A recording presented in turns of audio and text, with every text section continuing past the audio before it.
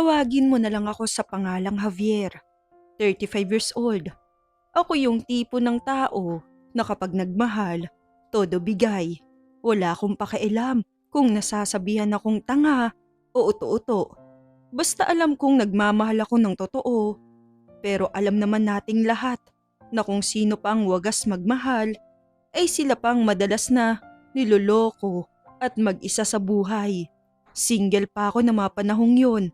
Kahit mag-isa, masaya naman ako sa buhay na meron ako. Parati ko na lang ginugugol ang panahon ko sa pagtatrabaho dahil yun lang naman ang meron ako.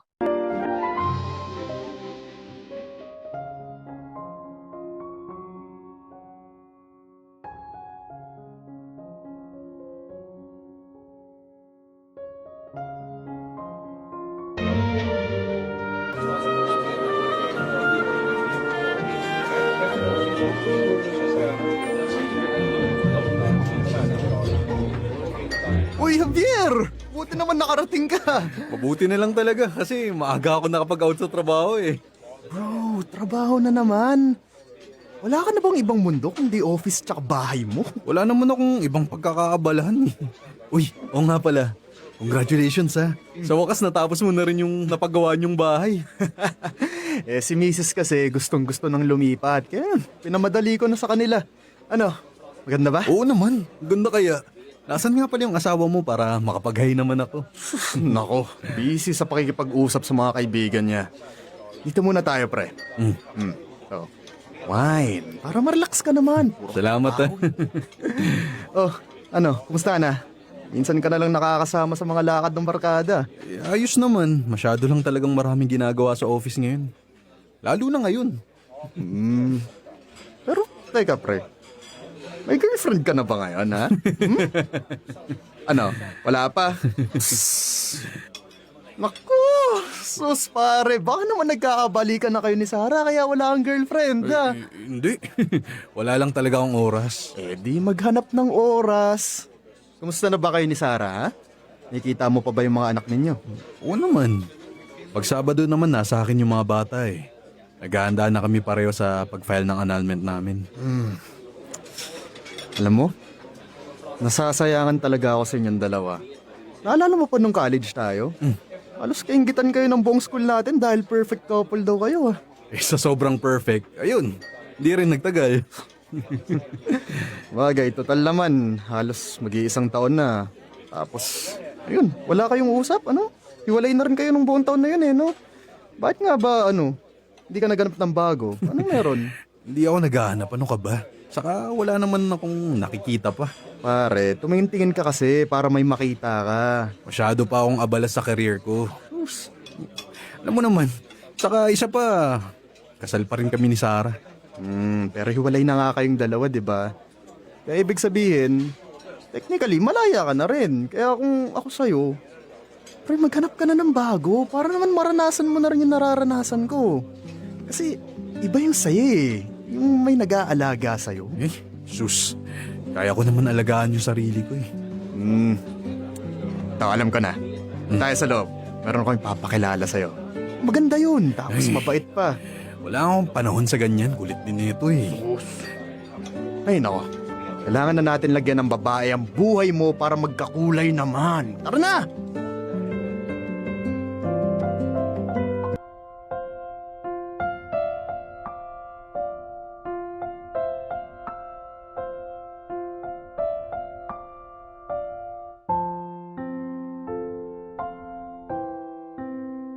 Kahit matagal na kaming magkaibigan ni Paolo, isa siya sa mga taong nag-iisip na kailangan ko ng babae sa buhay. Para naman daw hindi puro pagtatrabaho ang inaatupag ko. Iniisip niya na malungkot daw siguro ko at hindi makulay ang mundo kahit na kontento naman ako sa kung anong meron ako noong mga panahong yun. Hanggang sa may dumating na babae sa akin na nagpabago ng buhay ko.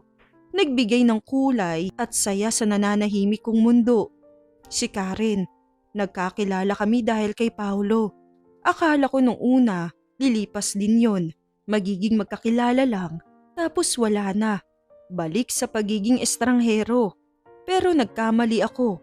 Dahil magmula nang makilala ko si Karen, nagtuloy-tuloy na ang sayang nararamdaman ko. Nauwi sa ligawan ng pagkakaibigan namin ni Karen hanggang sa napunta na ito sa isang matamis na pag-iibigan. At mula nang maging girlfriend ko siya, mas lalong naging makulay ang buhay ko.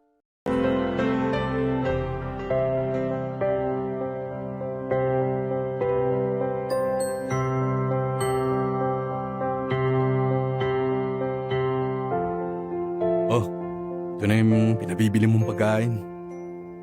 Uy! Thank you ah. 2 burger yung pinabili mo sa akin tapos large fries, coke. Naniniwala akong kulang pa yun sa'yo. Siguro mga pagkatapos ng 3 oras, magugutom ako ulit. Alam mo, ikaw lang yung nag-iisang babae na kilala kong hindi takot tumaba. Hindi naman kasi ako tabain eh. Kahit ilang plato pa ng pagkain ang kainin ko, payat pa rin ako. Kaya kain lang ako ng kain. Pero mas maganda na rin yan. Ayoko nung babae nagda-diet eh. Bakit naman? Bakit ba kasi kailangan mag-diet? Meron namang proper eating, di ba? Saka hanggat may pagkain, kumain lang ng kumain. Ganyan ba yung ex-wife mo? Eh, paano naman napunta sa kanya yung usapan natin? Gusto ko lang malaman. Siyempre, as your girlfriend, curious din ako kung anong klaseng relasyon ang meron kayo. Well, mabait naman si Sarah. May mga times nga lang na hindi kami nagkakasundo. Parehas kaming ayaw magpatalo kaya yun nangyari. Halos araw-araw, away na lang kami ng away. Tapos, nung na-realize naming wala na eh. Hindi na talaga kami compatible. Nagiwalay na lang kami. Hindi niyo ba naisip yung mga anak niyo? Naisip naman namin pero kaysa naman sa araw-araw nilang makitang nag-aaway kami, di ba? Mas mabuti na yung maghiwalay na kami. Ayoko naman na lumaki sila sa isang magulong pamilya, no? Pero love, sigurado ka bang wala ka nang nararamdaman para sa kanya? Bakit? Nagsiselos ka, no? Ang plastic ko naman kung sasabihin hindi, di ba? Siyempre, ex-wife mo yun eh. Matagal na panahon yung binigay mo sa kanya. Yung akin, 1 taon pa lang. Ano mang laban ko dun? Alam mo, kung mahal ko pa siya, di sana hindi kita liligawan at hindi magiging tayo ngayon.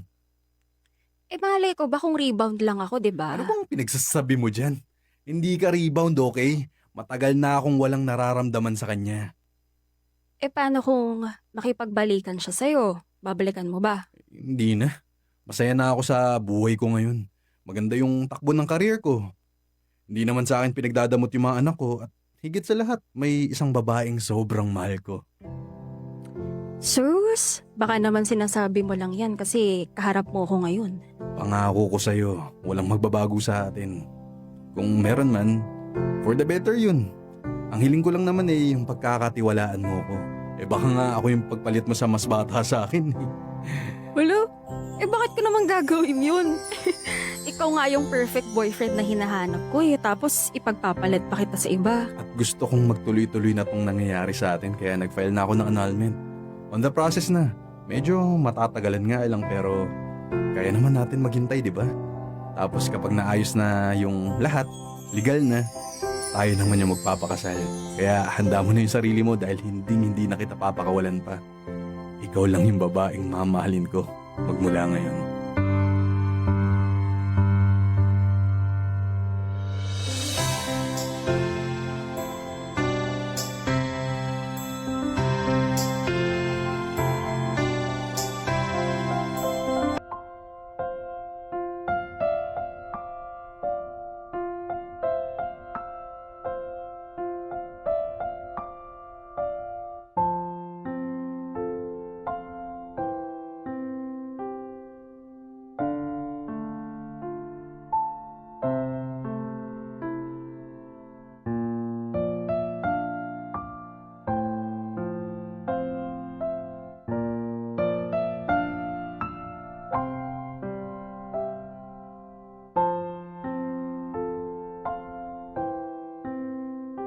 Nung mga unang buwan, masaya pa ang pagsasama namin ni Karen.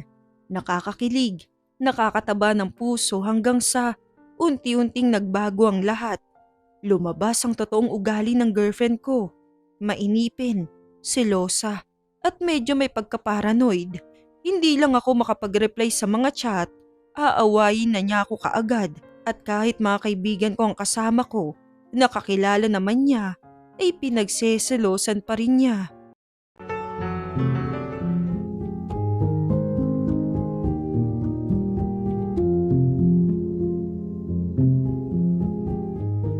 Sorry love, ang dami kasing gustong puntahan ng mga bata kaya natagalan ako eh.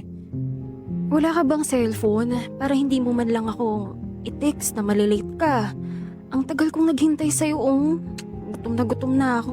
Alam kong kasalanan ko kaya babawi na ako sa'yo ngayon. O sige na, magbihis ka na para makakain na tayo sa labas. Hindi na. Wag na. Kumain na ako eh. Baka kasi kapag hinintay pa kitang dumating, magkaroon pa ako ng ulcer. Love naman no. Huwag ka nang magalit. Nakalimutan kong i-text ka agad na malilate ako. At bakit? Alam ko na. Kasi kasama mo yung ex-wife mo, no? Siguro, ang saya-saya nyo, no? Habang ako, puti na ang mga mata dito, kakahintay sa'yo. O ano, kasama siya, di ba? Oo. Sabi ko na nga, ba eh. Lagi ka namang ganyan. Panay ang sabi mo sa akin na hindi mo na siya mahal, pero kapag nandyan naman siya, nakakalimutan mo na ako. Hindi yan totoo. Intindihin mo naman yung sitwasyon ko, Karen. Halos hatiin ko na yung katawan ko para sa mga anak ko at para sa'yo eh. Konting pag-unawa lang naman sana. Kung ganito din pala ang mangyayari, edi sana hindi na lang naging tayo. Hindi kita inaagaw sa mga anak mo. May karapatan sila sa'yo kasi tatay ka nila. Pero sana naman, bigyan mo naman din ako ng oras, di ba? Palagi na lang ako yung nagsasacrifice eh. Anong gusto mong gawin ko? Lahat ng oras ko ibigay ko sa'yo, ganun ba yun? Na araw-araw dapat magkasama tayong dalawa? Look, Karen, sana man ma-appreciate mo na ginagawa ko yung lahat para maging balanse yung oras ko, di ba? Ay, sige, ganito na lang. Bukas na lang tayo mag-usap. Hindi tayo nagkakaintindihan ngayon dahil galit ka pa eh. Ayoko naman na gatungan pa yung nararamdaman mo. Text mo na lang ako kapag okay ka na. Sandali lang. Bakit? Hindi ko alam eh, pero ayaw kitang umalis. Patawarin mo na lang kasi ako. Hindi ko naman sinasadya eh. Nakakainis ka naman kasi eh. Pakiramdam ko tuloy, sabit lang ako sa buhay mo. Na kapag sinasabi mo na sa akin na kasama mo sila, parang nagiging kabit mo tuloy ako. Hindi yan totoo. Huwag mong isipin yan dahil alam ni Sarah na girlfriend kita. Na ikaw yung mahal ko ngayon. Hanggat di na-approve ang annulment nyo, kabit pa rin ako. Balibalik ta rin pa natin ang mundo. Kasal pa rin kayo. Pero hindi ko na nga siya mahal.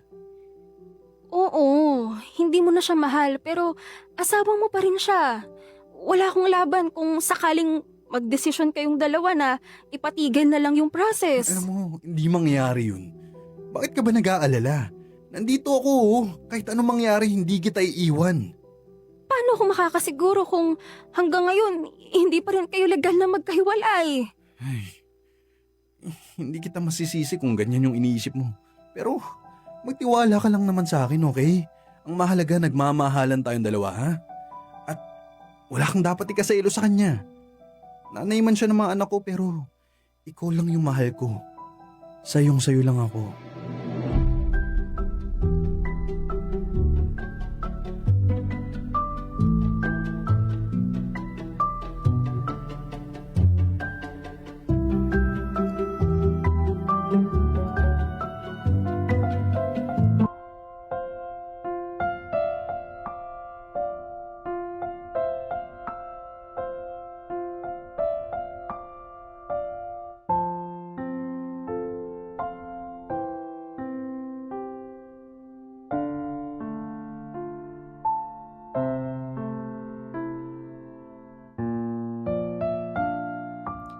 Alam ko na tiwala ang pinakamahirap na manatili sa isang tao at sa isang relasyon, lalo na kapag nagkaroon ng hindi magandang karanasan. Pero ni minsan, hindi ako tumingin sa ibang babae. Hindi ako nagkagusto sa iba dahil wala man lang akong ibang gusto, kundi si Karen lang na hindi ko maintindihan kung bakit unti-unti kong nararamdaman na hindi na yun ang pinapaniwalaan niya.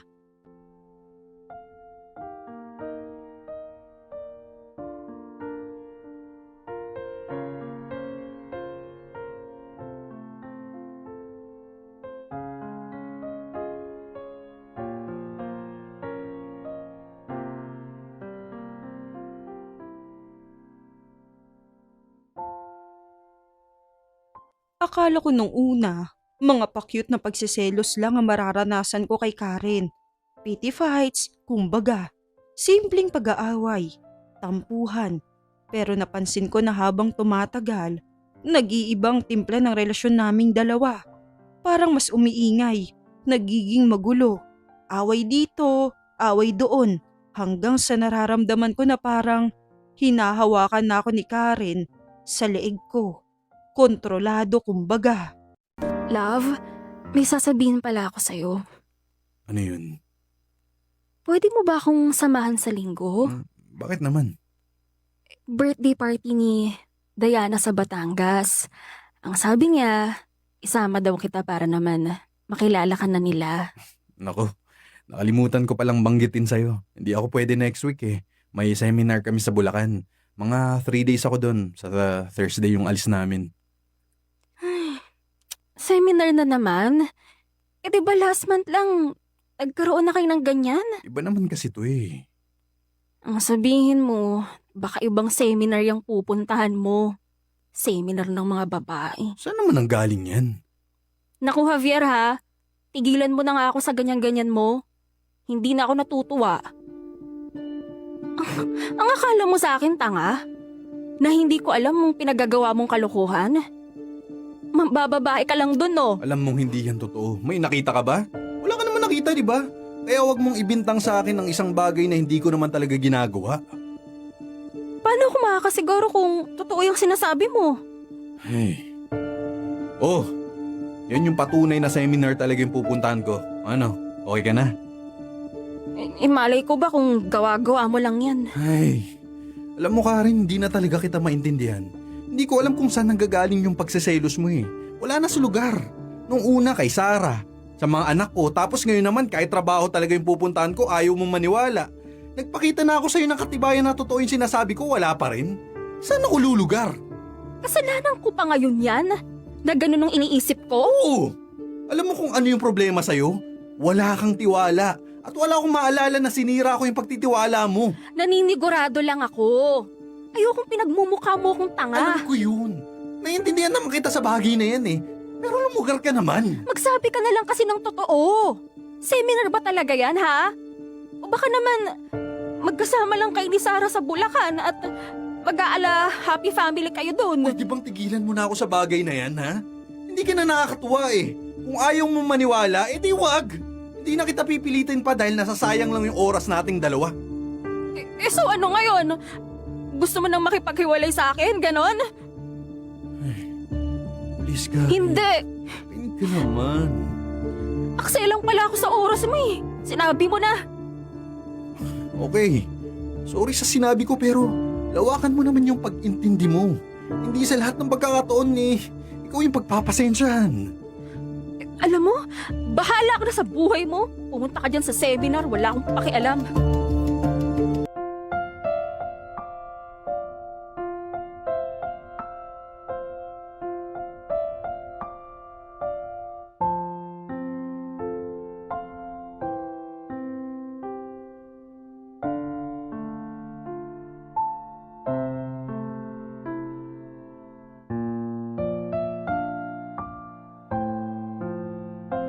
Isa sa mga problema ko kay Karen ay ang pagiging oversensitive niya. May masabi lang akong mali. Malaking away na kaagad ang nangyayari. Dumalas ng dumalas ang hindi namin pagkakaunawaan. Hanggang sa heto na nga, nag-away na naman kami ng malala na halos ilang araw niya akong hindi kinakausap. Ano na kayang ginagawa nun? Ay, sigurado galit pa yun sa akin. Bakit? Nasaan ka? Sa bahay. Bakit? Mag-usap naman tayo, Karen. Hindi ako makapag-concentrate dito hanggat alam kong galit ka pa sa akin. Hindi ko na kasalanan yun. Please naman, huwag ka na magalit sa akin. Paano ako hindi magagalit sa'yo? Eh, kahit sinabi ko nang ayokong pumunta ka dyan, pumunta ka pa rin. Trabaho to eh. Hindi ko to pwedeng talikuran. Saka, inexplain ko naman sa'yo ng mabuti yung lahat, di ba? Ikaw lang tong ayaw maniwala sa akin eh. Ay, basta. Galit pa lang ako sa'yo. Ngayon, kung gusto mo makipag-ayos sa akin, edi bumalik ka na agad dito. Hindi naman pwede yun. Wala akong pakialam. Sige na, bye. Hello? Hello? Ay, Uy, sino naman yung kaaway mo ha? si Karen. Hanggang ngayon, galit pa rin sa akin eh. Ay, huwag mong sabihin na dahil na naman yan sa seminar ha. Ay, ano pa nga ba? Pinaliwanag mo ba ng mabuti? Oo, ilang beses na ako nag-explain eh. Nagpakita pa ako ng papel na nagpapatunay na totoo yung sinasabi ko. Yun, ayaw pa rin maniwala eh. Hindi ko na alam kung bakit siya nagkakaganon. Alam mo pare, pagpasensyahan mo na. Ganyan lang talaga yung mga babae. May pagka-paranoid talaga minsan. Yun na nga yung ginagawa ko eh. Pagpapasensya. Iniisip ko na lang na bata pa kasi siya. Hindi pa niya naiintindihan yung mga commitments. Commitments ko. Pero sana naman lawakan niya yung pag-intindi niya. Pati si Sarah nadadamay na eh. Bakit naman nagsiselos siya? Sobra. Nagre-reklamo kapag nalalaman na kasama ko si Sarah pati yung mga bata. Kung ano-ano yung iniisip eh. Siyempre ako, todo yung explain para hindi lang magalit. Kung minsan napapagod na rin ako eh. Oh, pre, hayaan mo na lang. Marirealize din naman niya yan eh. Ikaw na lang ang umintindi, okay? Mas patunayan mo sa kanya na mali yung iniisip niya. Pero hanggang kailan naman, di ba? Yun lang. Pinapaalala ko na lang sa sarili ko na mahal ko si Karen. Kaya kahit anong hirap na magpaliwanag sa kanya, ginagawa ko pa rin. Wala eh, mahal ko. Ayoko naman siya mawala sa buhay ko.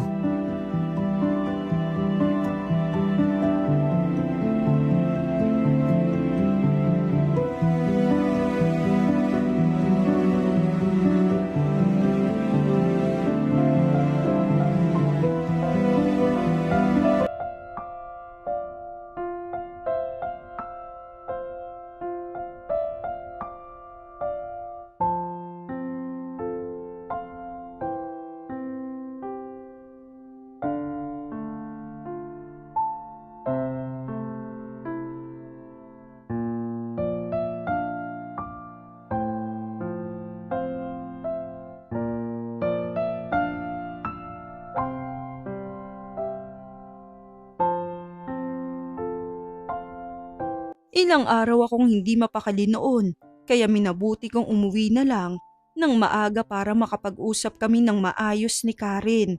Nag-ayos ako ng sarili ko, bumili ng magagandang bulaklak at saka pinuntahan siya sa apartment niya. Sa hindi ko malamang dahilan, ibang kaba ko ng mga oras na yon. Naisip ko na baka, alam siguro ng isip ko na hindi ako basta-basta patatawarin ni Karen dahil sa sobrang sama ng loob niya sa akin. Kaya nag-practice pa ako nang sasabihin sa kanya noon. Hindi ako nagsabi na pupuntahan ko siya para sana sopresahin siya. Ang hindi ko inaakala, ako pala ang masosopresa niya.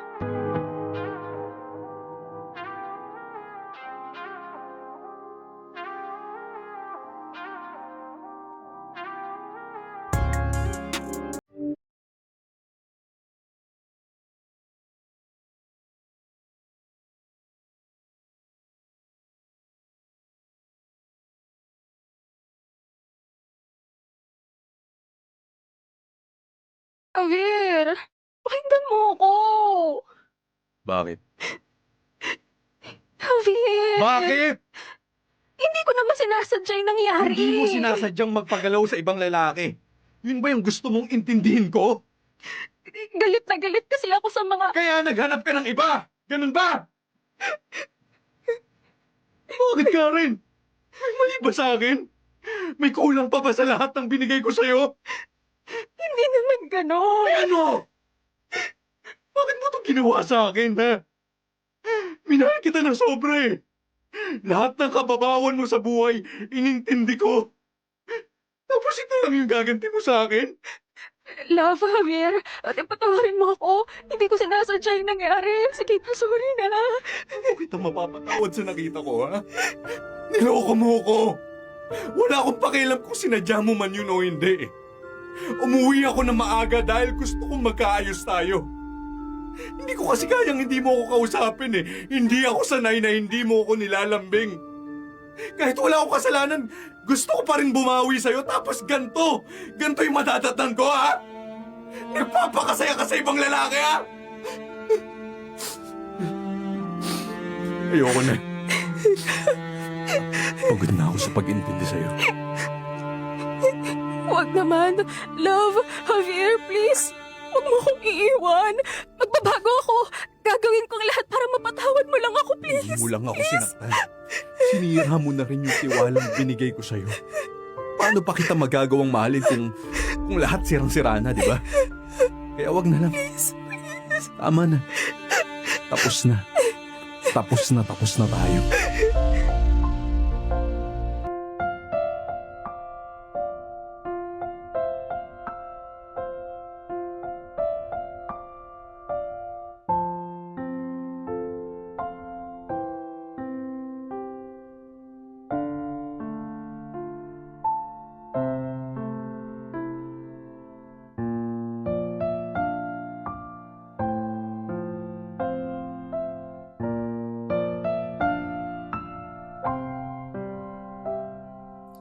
Hindi na ako nagmakaawa pa noon kay Karen at agad kong tinapos ang relasyon naming dalawa. Sobra akong nasaktan sa ginawa niyang panluloko sa akin. Nagkamali lang ako at hindi pa nga sapat na dahilan yun para lokohin niya ako. Hindi ko lubos akalain na sa isang iglap, mawawala ang lahat ng pagmamahal at pagtitiwala ko sa kanya na minsan hindi kaya ng puso ko na muli pang magmahal kapag labis itong nasaktan. Sa ngayon, wala na akong balita pa kay Karen at hanggang ngayon, nag-iisa pa rin ako sa buhay.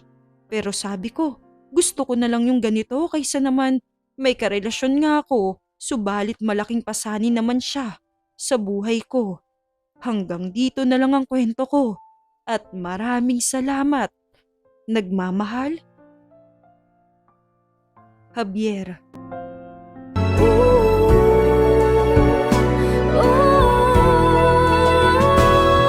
May dulo ba ang ating kabanata? Dear Mr. Love Stories, bakit hanggang ngayon di pa tapos?